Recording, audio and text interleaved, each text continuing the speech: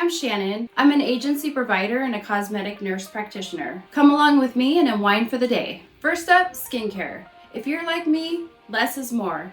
Thanks to agency and cosmetic procedures, my routine is short and sweet. First, I like to wash my face with the cream oil cleanser. It has the best consistency and leaves my face feeling so clean. Because I wear contacts, I like to wash my upper eyelids with AccuSoft.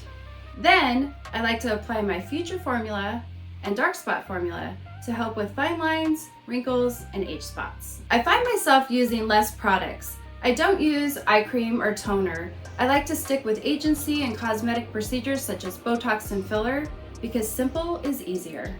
If there's anything I love more than glowy skin, it's long lashes. I apply Latisse to my upper eyelids every night. About 1 to 2 times a week, I like to use my Queen Helene Mint Mask. This helps with blackheads on my nose and my chin. And that's it. Now it's time for cuddles with my dog. Night.